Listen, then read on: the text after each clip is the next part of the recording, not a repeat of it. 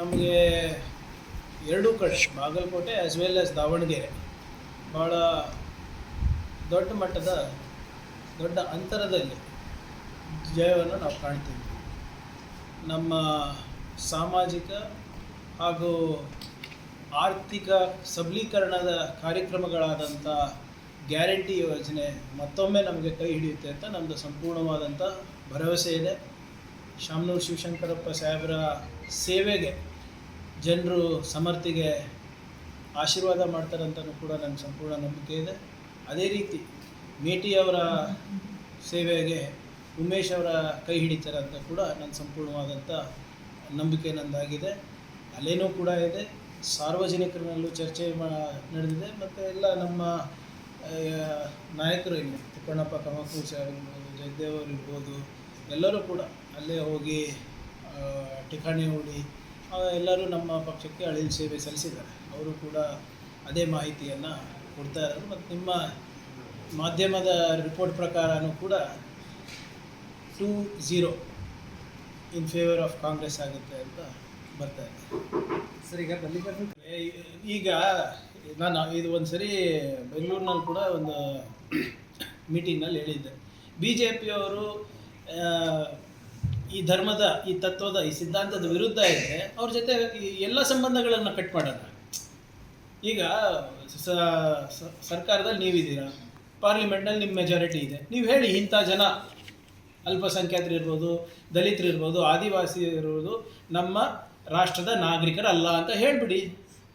ಮತ್ತು ಯಾವ್ಯಾವ ದೇಶಗಳಿದೆ ಅಲ್ಲ, ಇಸ್ಲಾಮಿಕ್ ಕಂಟ್ರಿಗಳೆಲ್ಲ, ಅವ್ರ ಜೊತೆ ವ್ಯಾಪಾರ ಬಿಟ್ಬಿಡಿ. ಯಾರು ಬೇಡ ಅಂದಿದ್ದಾರೆ? ಅಲ್ಲಿ ಹೋಗಿ ಅಲ್ಲಿ UAE ಮುಖ್ಯಸ್ಥರನ್ನ ದಬ್ಕೋತಾರೆ, ಸೌದಿ ಅರೇಬಿಯಾ ರಾಜನ ದಬ್ಕೋತಾರೆ, ಮೈ ಫ್ರೆಂಡ್ ಮೈ ಬ್ರದರ್ ಅಂತ ಟ್ವೀಟ್ ಮಾಡ್ತಾರೆ.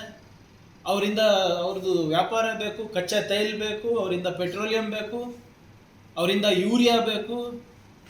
ಇವರಿಗೆ ಸಾಮಾನ್ಯ ಪ್ರಜ್ಞೆ ಅನ್ನೋದಿಲ್ಲ. ಈಗ LPG 70-80% ಎಲ್ಲಿಂದ ಬರ್ತಾ ಇರೋದು ಸರ್? ಈಗ ಜನರಿಗೆ ಅರಿವಾಯ್ತಾ ಎಲ್ಲಿಂದ ಬರ್ತಾ ಇದೆ ಅಂತ? ಕ್ರೂಡ್ ಆಯಿಲ್ ಎಲ್ಲಿಂದ ಬರ್ತಾ ಇದೆ, ಇಂಧನ ಎಲ್ಲಿಂದ ಬರ್ತಾ ಇದೆ? ಇವರಿಗೆ ಸಾಮಾನ್ಯ ಪ್ರಜ್ಞೆನೂ ಇಲ್ಲ. ಸುಮ್ಮನೆ ಅವರು ಏನೋ ಮನಸ್ಸಿಗೆ ಬಂದಾಗ ಮಾತಾಡ್ಕೊಂಡು ಹೋಗ್ತಾರೆ. ಮೊನ್ನೆ ಇನ್ನೊಂದು ಫಂಕ್ಷನ್ನಲ್ಲಿ ಹೇಳ್ತಾ ಇದ್ದೆ, ನಾವು ತಿಲಕ್ ಹಾಕೋತೀವಲ್ಲ, ಏನ್ರಿ ಅದಕ್ಕಂತಾರೆ? ಕುಂಕುಮ, ಕೇಸರಿ ಎದರಿಂದ ಮಾಡ್ತಾರೆ ರೀ? ಕೇಸರಿಂದ. 90% ಕೇಸರಿ ಎಲ್ಲಿಂದ ಬರ್ತದೆ ಗೊತ್ತಾ? 90%. ಬರೀ ಒಂದು 5%, 8% ಕಾಶ್ಮೀರ್ನಲ್ಲಿ ಬೆಳೀತಾರೆ. ಅದು ಹೊರತುಪಡಿಸಿ ಎಲ್ಲನೂ ಅಫ್ಘಾನಿಸ್ತಾನಿಂದ ಬರೋದು, ಇರಾಕಿಂದ ಬರೋದು. ಅಂದರೆ ಇವ್ರು ಹಚ್ಚೋದು ನಿಲ್ಲಿಸ್ತಾರೆ. ಏನು ಸ್ವಲ್ಪ ಪ್ರಾಕ್ಟಿಕಲ್ ಇರಬೇಕು. ಇದೇ ನಿಮ್ಮ ಅಮಿತ್ ಶಾ ಅವ್ರ ಮಗ ಕರೋನಾ ಸಂದರ್ಭದಲ್ಲಿ IPL ಎಲ್ಲಿ ಆಡಿಸಿದ್ದು ಸರ್? ಲಂಡನ್ನಲ್ಲಿ ಆಡಿಸಿದ್ದ, ಅಮೇರಿಕಾನಲ್ಲಿ ಆಡಿಸಿದ್ದ, ಪ್ಯಾರಿಸ್ನಲ್ಲಿ ಆಡಿಸಿದ್ದ, ಎಲ್ಲಿ ಆಡಿಸಿದ್ದು? ದುಬೈ. ಅವಾಗೆಲ್ಲ ಹೋಗಿತ್ತಪ್ಪ ಇವ್ರದ್ದು ದೇಶ ಪ್ರೇಮ? ಅವಾಗೆಲ್ಲ ಹೋಗಿತ್ತು. ಸೊ ಈ ದ್ವಂದ್ವ ನೀತಿ, ಎರಡೆರಡು ನಾಲ್ಗೆ ಏನಿದೆ ಇವ್ರದ್ದು, ಅವರಿಗೆ ಸಮರ್ಥನೆ ಮಾಡ್ಕೊಳಕ್ಕಾಗ್ತಾ ಇಲ್ಲ.